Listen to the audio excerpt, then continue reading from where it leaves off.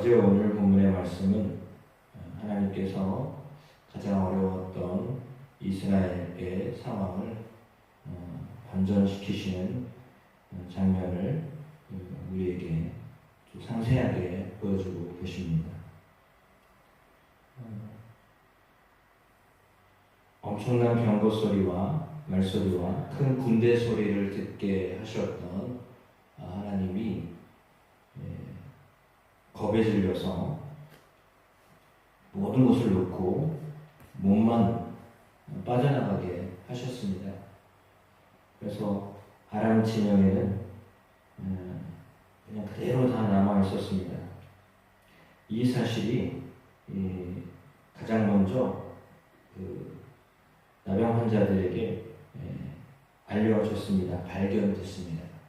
그래서 그들이 사실은 기쁜 소식을 전하는 사람들이 아니었고 또 그들이 많은 사람들 앞에 나설 수 있는 사람들이 아니었음에도 불구하고 하나님은 그렇게 연약한 사람들을 통해서 가장 좋은 소식, 승리의 소식을 전해 듣게 하셨습니다. 그 말을 성문 문지기에게 전해 주었습니다. 갔더니 아무도 없고 사람 소리도 들리지 않고 말도 남아있고 나귀도 남아있는데 장막도 그대로 있었습니다. 이 말은 뭐냐면 너무 급해서 진짜 몸만 빠져나간 겁니다. 이게 제대로 전술에 의하여서 빠져나간 거면은 장막은 그리고 나귀는 말은 다 이렇게 가져가야 되는데 몰래 나가느냐고 소리 소문 없이 그냥 빠져나간 겁니다. 그러니까 버티고 버텨서 성 안에 있는 이스라엘 사람들을 그냥 잔열시키려고 했었는데 오히려 그들이 하룻밤에 스스로 모든 것을 포기하고 나가게 하셨습니다.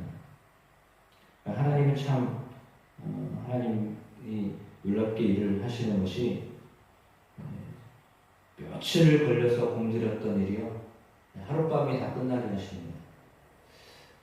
그런 일들은 하나님이 어떤 분이신가를 우리에게 가르쳐주고 계신데 왕이 이 소식을 들었습니다.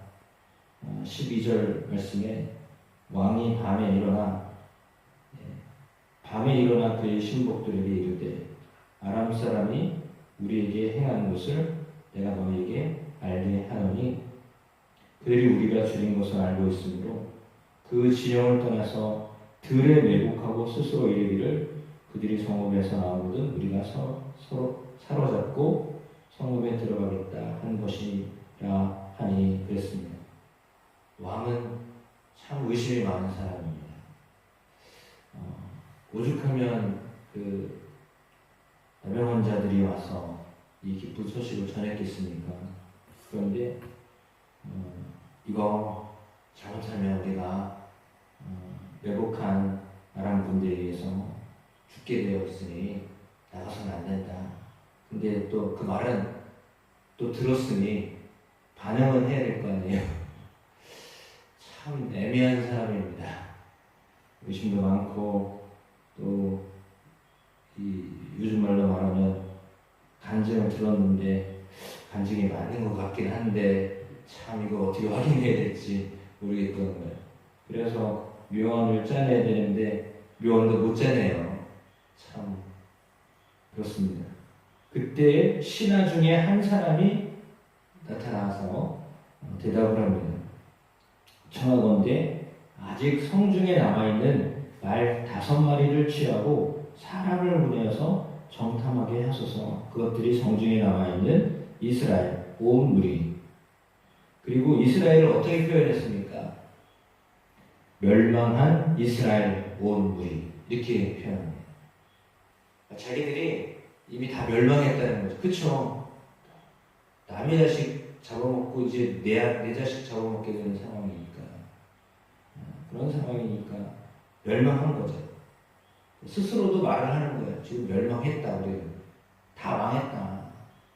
우리가 다 망했는데 그나마 남은 병거 둘 그리고 5마리 말을 취해서 아람 군대 뒤로 보내 정탐을 좀 하게 하십시오. 그랬더니 허락을 해줬습니다. 그래서 그들의 뒤를 따라서 15절에 그렇게 되어 있죠. 그들의 뒤를 따라 요단에 이른즉 아람 사람들이 급히 도망하느라고 버린 의복과 병기가 길에 가득하였더라 라고 했습니다. 사자가 돌아와서 왕에게 알립니다. 그리고 백성들이 나가서 아람 사람의 진영을 노략합니다. 군대가 나가는 게 아니라 백성들이 나가서 노략이라고 하는 것은 이미 전쟁에서 이겼기 때문에 그 전리품을 취하는 그런 장면입니다. 그러니까 손 쓰지 않고 하나님의 전리품을 줍게 하신 것입니다. 하나님의 놀라운 은혜입니다. 그래서 고운 밀가루 한 쌀에 한 세겔, 보리 2수안에 한 세겔이 되었습니다. 이것은 여호와의 말씀과 같이 되었다. 이렇게 말하고 있습니다. 하나님이 엘리사를 통해서 하셨던 말대로 하나님께서 그 일들이 다음날 벌어지게 하셨습니다. 하나님의 말씀은 그렇게 직접적으로 하루 만에 하나님의 말씀대로 되어졌다라고 하는 것을 보여줍니다. 하나님의 말씀은 그대로 되어지게 되어 있습니다. 말씀은 살아있어서 그 말씀대로 되어집니다. 하나님의 말씀이 세상을 창조하셨기 때문에 지금도 하나님의 말씀을 받으면 그 말씀대로 되어집니다. 물론 그 말씀이 이루어지기 위해서는 그 말씀이 이루어지는 것을 믿음으로 취하여서 반응해야 됩니다. 그러니까 아람 군대가 도망갔다라고 하는 것을 전혀 모르고 어떤 상황인지를 모르고 어떤 상황이 벌어질지도 모르고 그 이스라엘 성 안에 있었던 성중 안에 있었던 사람들, 왕과 신하들, 그리고 오늘 성경에 나와 있는 군대 장관, 이 사람은 무슨 일이 벌어지고 어떤 일이 벌어질지를 모르고 있는 상황에서 하나님의 말씀을 들었어요. 그러니까 하나님의 말씀을 들은 사람이 상황을 전혀 몰라요. 어떤 상황이 벌어질 것인지를 예측도 못했어요. 상상도 못했어요. 그러니까 엘리사가 말을 했을 때 내일 이맘때에 가격이 폭락해가지고 모든 사람들이 다 먹을 수 있게 될 것이다 라고 하는 말씀을 받았을 때 속으로는 비웃었겠죠. 아니 지금 이제 우리가 다 굶어 죽게 생겼는데 어떻게 가격이 폭락돼가지고 누구나 다 한 세겔이면 뭐 누구나 다 먹을 수 있다는 얘기거든요. 누구나 다 보편적으로 먹고 살 수 있는 그런 상황이 될 것이다 라고 하는 말씀을 믿을 수가 없었던 거예요. 왜? 지금 상황이 너무 안 좋은 상황이기 때문에. 근데 그것도 하루 만에 그것을 회복시키겠다? 이거는 말이 안 되는 소리죠. 상식적으로는 말이 안 되는 소리예요. 그게 어쩌면 합리적인 거예요. 합리적으로 하나님이 하신다고 해도 과연 이렇게 하실까라고 생각을 했던 거죠. 왜? 엘리사가 하는 말은 엘리사의 개인의 말이 아니기 때문에. 그러니까 하나님이 하시는 일인데 하나님이 하시는 일도 너무 터무니없이 이거는 진짜 완전히 반전이잖아요. 완전 뒤집어도 완전히 뒤집어 버리는 일이잖아요. 그것도 하루 만에. 그러니까 그걸 어떻게 받아들여야 될까라고 했는데 그렇게 의심하고 받아들이지 못했던 두 부류의 사람은 세 부류의 사람들이죠. 왕, 신하, 그리고 그 중에 장관. 그래도 신하는 그 중에 한 사람 신하는 그래도 그 중에 괜찮아요. 왜냐하면 정탐꾼을 보내서 확인 한번 해봅시다. 정말 왕이 말하는 대로 왜곡했다가 우리를 칠 것 같으면 확인하면 되지 않겠습니까? 이거 보고 왔다는데 왜 그걸 못 믿습니까? 그러니 그 사람 말대로 정탐꾼을 보냈는데 가서 보니까 정말 아무도 없는 거죠. 소리도 안 들리는 거죠. 다 두고 간 거죠. 근데 하나님이 그렇게 아람 군대가 겁이 질려 그냥 도망가게 하셨던 것입니다. 두려움이라는 것이 가장 큰 무기예요. 두려움에 사로잡히면 아무것도 못해요. 진짜 아무것도 못해요. 그런데 이 두려움을 이길 수 있다면 그러면 담대하게 나아가게 되는 거죠. 이 두려움을 이길 수 있는 것은 하나님이 함께 하신다는 것을 믿을 때 두려움을 이길 수 있는 것입니다. 그러니까 이스라엘 백성들이 여지껏 계속 현상적으로 현실적으로 어려움 속에 있었던 것은요, 하나님이 계신데 그 하나님이 안 보여서 두려웠던 거예요. 하나님이 보이지 않으면 두렵고 불안해요. 예수님이 부활하셨는데도 제자들이 두렵고 불안했어요. 왜? 예수님이 죽으셨고, 그리고 예수님 죽으신 걸 보니, 아니, 자신들이 믿었던 예수님, 그렇게 권능이 있고 능력이 있었던 예수님이 며칠 사이에 돌아가셨어요. 그러니 믿고 따랐던 예수님이 돌아가셨을 때 제자들이 얼마나 허망했겠습니까? 이야, 그럼 우리도 예수님처럼 죽겠구나. 그런 두려움이 들어온 거예요. 불안한 거죠. 아니, 이렇게 능력 있는 분도 죽으셨는데 우리는 뭐 아무것도 아니다. 그래가지고 물을 꼭꼭 담고 잠그고 그 마가의 다락방에 이렇게 숨어 있었던 거 아닙니까? 그런데 예수님이 부활하셔서 그들 아래 찾아가셨고 그들에게 하셨던 첫 번째 말씀이 평안하라라고 하셨던 말씀입니다. 그러니까 하나님의 말씀은 평안함으로 오는 겁니다. 그러니까 하나님은요, 두려워하는 사람에게 평안함으로 말씀하세요. 평안해라. 왜냐하면 내가 너와 함께한다. 내가 죽어있지 않고 내가 무덤 속에 갇혀있지 않고 지금 내가 너희와 함께하지 않냐. 나는 너와 함께한다 라고 말씀하셨던 것처럼 오늘 하나님이 아주 안 좋은 최악의 상황 속에서도 내가 너희와 함께한다. 내가 너희를 지키는 자이다. 내가 너희를 인도한다 라고 말씀하고 계신 것입니다. 그래서 그렇게 하나님의 말씀을 믿었던 사람이 사실 오늘 성경에는 엘리사 외에는 안 보여요. 말씀을 전하는 자 외에는 보이질 않아요. 의심하는 사람만 보여요. 근데 확실한 사람들은 누구예요? 전한 사람들이에요. 엘리사와 말씀을 전하는 문둥병자들. 반응이 어떻든지 사실은 반응이 너무 좋으면 좋은데 반응이 없어도 그냥 전해야 될 일들은 전해야 되는 겁니다. 왕도 시큰둥하고 백성들도 고개를 갸우뚱거리고 이런 상황이잖아요. 그러나 그 말씀대로 그대로 이루어져서 놀라운 하나님의 은혜가 일어났는데 장관은 그 말을 믿지 않았기 때문에 밟혀서 죽었습니다. 그것도 누구에게요? 백성들에게.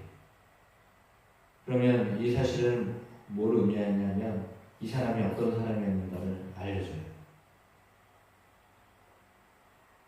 좋은 소식 때문에 듣고 나가잖아요.